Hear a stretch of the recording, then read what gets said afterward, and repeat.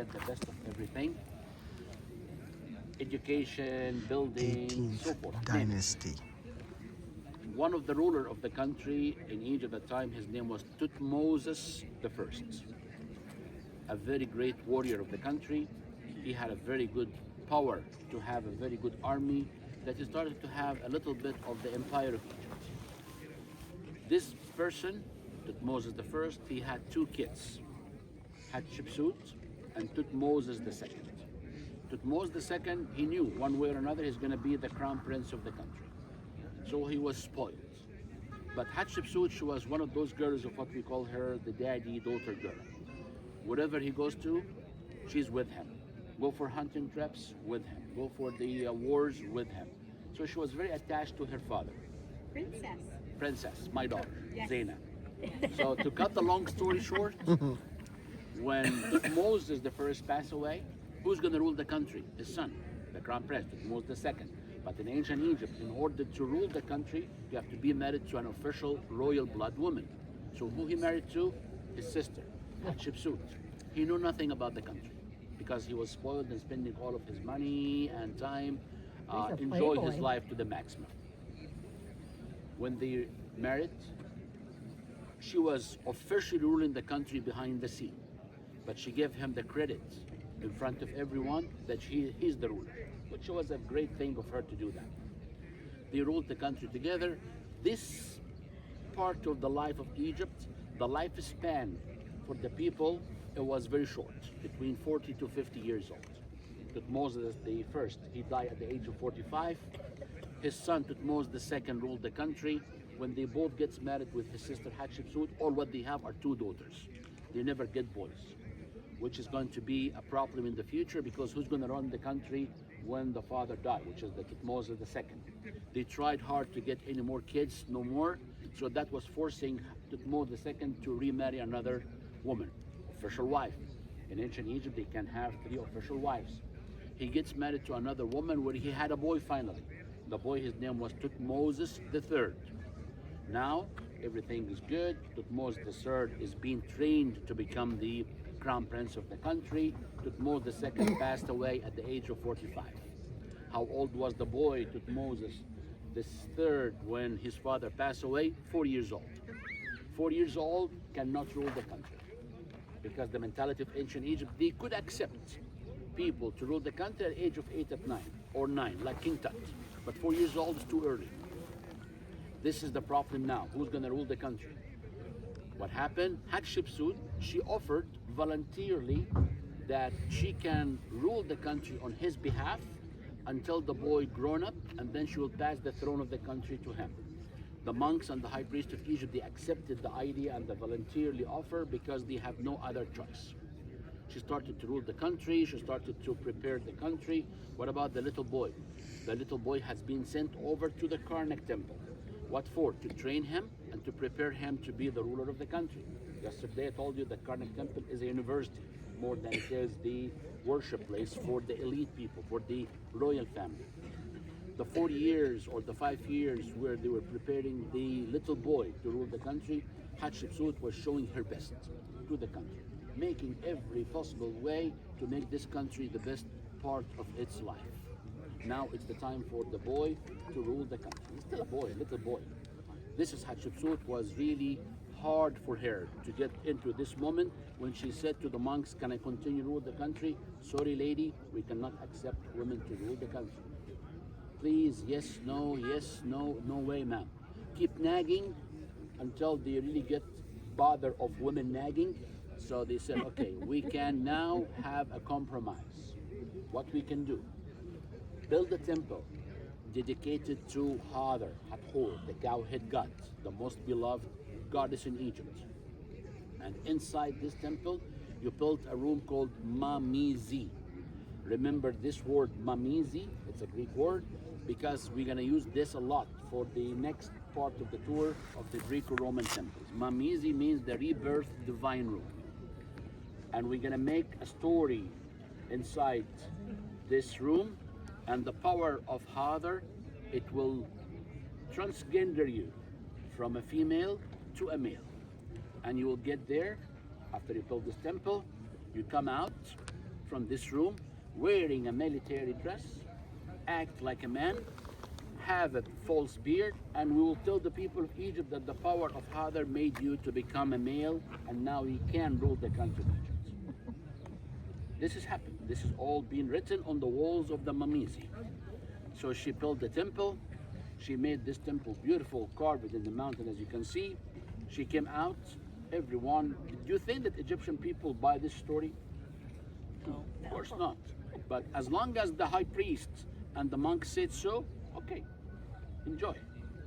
So they've been following what they have said, and they accepted her as a male, and she always talking about herself, I'm the queen king. Oh. What about the little boy? He was one of those Egyptians who also accepted the history, story of the high priest and the monks, so he's been treating his stepmother as a male, as no worse. She'd been ruling the country, wonderful, and then she found out that her stepson is not like his father, which is a spoiled person. Her stepson is like her father, which was a very brave person. She found that, and she asked the monks in the temple of Karnak to keep training him in a military way. At the age of 10, this is when the boy Moses III started to show the magic of how to control the army. That she was to assign him to become the Minister of Defense of the Egyptian army, and kept him busy, send him all over the area around here to lead Egypt into a big empire. And he shows a great way of ruling the country as a military. And she assigned him to become the crown prince. At the age of 19, the boy started to hear the real story of what she have done for him, to be treating him for ruling the country. Did he do anything? At this point, no. He said, I'm still respecting her as she's my stepmother. She assigned me to be the crown prince. I know that she is sick. She asked him to come and rule the country with him in the last 4 years of the history. So he said, one way or another, she's gonna die, I'm gonna rule the country. But he was busy for the military to make the power of the Egyptian army even more stronger. She passed away at the age of 42, very young, after ruling the country for almost 20 years.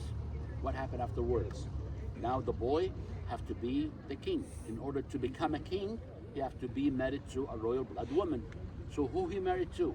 One of his half sisters, one of the two daughters that is being born of the marriage of Hatshepsut and Moses II. They gets married, and then he becomes the ruler of the country. At this point, this is when Moses III started to show the revenge against his stepmother. He came into most of her statues and most of her cartouches and started to damage it and erase the name. He couldn't. Why? Because of the high quality material that she's been used. Most of her statues and most of her material of building, it was granite. So he said, okay, that's fine, keep it, but I will erase her name from the record of ruling the country of Egypt for 20 years, and I will add it to myself.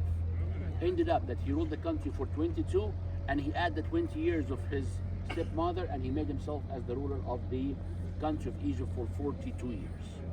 So this is the historical part.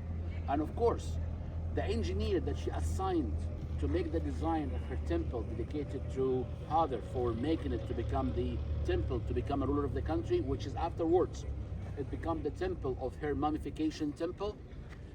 We found out in the tomb of that engineer that he was in deep love with her. But of course he couldn't say that, he couldn't announce that I'm in love with the ruler of the country. But that shows in the design. You can imagine that all this temple, it was simply a mountain. And he carved everything from the scratch in the mountain to make the temple to be like this way. And after the operation of the Mamizi, they started to use this temple to be the mummification temple. Speaking of mummification temple very quick, every king in Egypt, he has his own mummification temple, which is completely different from the worship temple. All the worship temples are in the East Bank. West Bank of Egypt is full of mummification temple, because every king, the first decision that the king takes once he become a ruler, 2 decisions: where he's gonna be buried, and start working in his mummification temple until they finish the mummification temple and started to be ready for the mummification. So this temple, it was made afterwards to become a mummification temple. That's why if you look at all the statues in the top, you can see the 3rd floor, all the statues of Hatshepsut, it's all in this position. which is the position of the mummification of what we call it Uzir, position related to Osiris. And right next to this, they made a whole part to show you also the power of Hatshepsut that she has in her time. Hatshepsut, before she died, she decided that she is not going to bury herself in the Queen Valley. She decided to be buried in the Valley of the Kings. And where is the Valley of the Kings from here? Can you imagine? Can you tell me where? What direction? It's right behind this mountain. Right behind this mountain is where the Valley of the Kings is. This is where they found an amazing thing, a tunnel, 1.2 miles under this temple connecting to her tomb. So you can imagine, this is just for the funeral march. You can imagine how she can have labored that they can dug a tunnel under this mountain from the temple all the way. Is the tunnel open? Yes, it's open, but only for the scholars. That they can go through here all the way to her tomb. Hatshepsut passed away. Tutmosis III ruled the country. Tutmosis III was one of the best rulers of the country of Egypt. He shows the best of the country. The first biggest empire of Egypt, it has been done during his time. He was a great warrior. He went through 18 wars and he had never lost one of them. He had lots of new techniques in the army. The first thing of the army, which we all know right now, that the best way of defense is to attack, it was by him. He's the first person in the Egyptian army who decided to have all the army leaders to join him for taking the decision. The first intelligence in the whole world, it was in the time of Tutmosis III. When he started to enlarge the empire of Egypt, when he invented different countries, he never used to do like what others did, where he get all those people to be enemies. He adopted the kids of the prince and the kings of the other countries, and he adopted them all, and he brought them into Egypt, and he treated them like royal, and he teach them the Egyptian religion, the Egyptian language, and he sent them back again to their countries, because he knew now they are having their loyalty to him, because they grown up, loved the country of Egypt. So he said that when I send them over back, I have a backbone, and nobody of these countries will think of it to get their independence because their loyalty is come to Egypt. So we have done a great thing for the country of Egypt and ruled the country perfectly. That's why Ramses II, when he wanted to have a role model of his life for army, of course, the vision goes straight to Tutmosis III. When for building, it definitely goes to Amenhotep III, the first person who built the first part of the temple Luxor yesterday. So this is the story of the historical part of the tour. The second part of the story of Hatshepsut is the biblical part, which is, I already told you part of it in the Memphis, when we always say that religion is answered by three things together: history, geography, and the book. Most probably that the time range of Hatshepsut ruling the country of Egypt, it was in the time range of Moses when he was born. Throughout the history of Egypt, all whom we know that they have only two girls as kids for a marriage of a king and queen are two king and queen. Tutmosis II and Hatshepsut, King Tut and his wife. Because King Tut and his wife, when they married, they have two daughters. There is no way that King Tut and his daughters, when they were playing in front of the palace to find a basket, because the daughters of King Tut at that time, they were like 9 months old and a year and a half old, or 2 years old. So there is no way that those kids, those daughters, can find a basket and brought it over to the palace. The story I was telling you, that Hatshepsut and her husband, they were having two daughters. Those two daughters are the one who found the boy in a basket, that they brought the basket to the palace, and they were asking her mother, and the mother are the one, which is Hatshepsut, is the one that who decided to name him Musa, son of the waters. Biblical part. Moses, when he was found in the water, he was supposed to be killed. You know the story of the dream that came to the king. And what happened? The wife of the king, she said to the king, we need to keep the boy as we might need him for something. What was the thing that Hatshepsut was looking for? She doesn't want him to remarry. They wanted to have this boy to be treated to be the crown prince, because that was happened before Thutmose II remarried to have another boy. So they don't want him to be married, jealousy of a woman. So she wanted to have this boy as an adopted boy to rule the country. So Hatshepsut is the one that found the boy in a basket. Hatshepsut is the one that who named the boy Musa. Moses, instead of being killed, is being grown up and treated royal. So the God arrangement is always better than any other arrangements. So Moses, instead to be killed, he's been sent over to the palace. His real mother is the one that breastfed him. He's being grown up perfectly, and he's been sent over to the corner to get the treatment of royals. When Hatshepsut passed away and Thutmose III became the ruler of the country, Moses left Egypt for the first time. Why he left Egypt? Because he pushed the Egyptian when he had a fight with the one of the children of Israel descendants. That Egyptian died. People around Moses told him, you gotta leave. Why? Because the king, he will remember the dream. Who was the king at that time?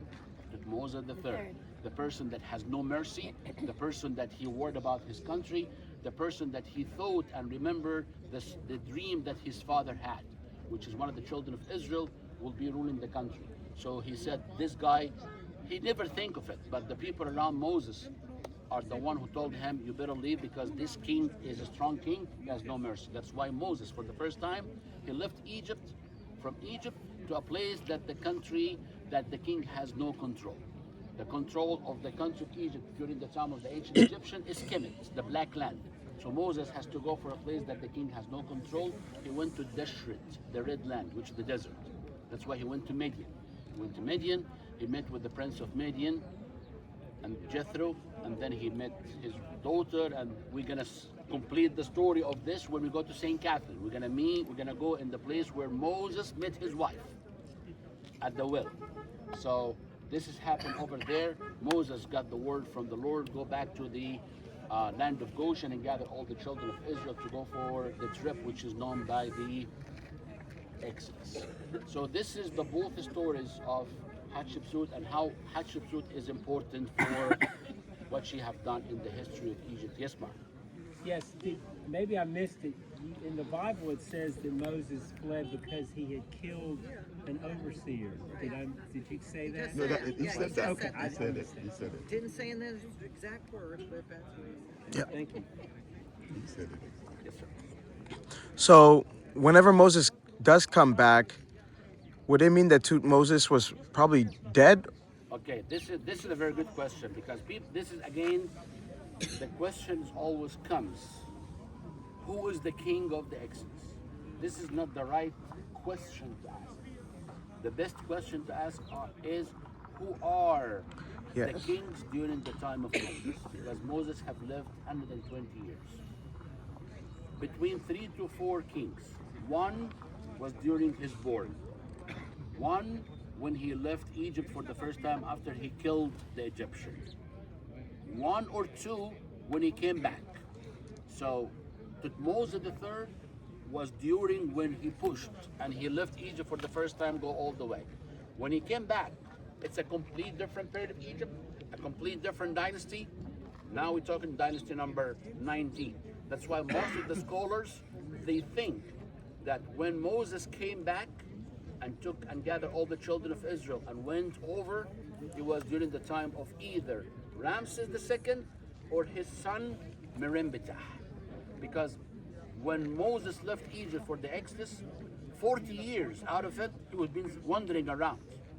So this is the time that it can be like 2 or 3 kings during the life of Moses. Perfect. I just want to Makes point sense. out, he had the training to lead the people out because he had experience with Egypt. Yep. Somebody else would have not had that experience and couldn't have done it. That's my hypothesis. Yep. Because he left. Is that what you're Well, saying? he was there, though. he was there He because lived he that knew, culture. and he's been a part of the royal family. Exactly. So he knows some secrets that others Don't. don't. That's why he's been here, and that's why very literal says in the Old Testament, I've sent Moses to get all the knowledge. All the knowledge means that he can know, others cannot.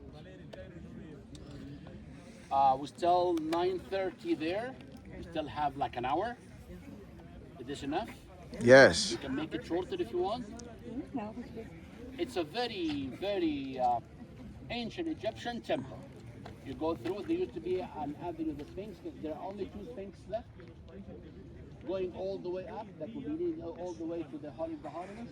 When you go all the way up, the first floor here is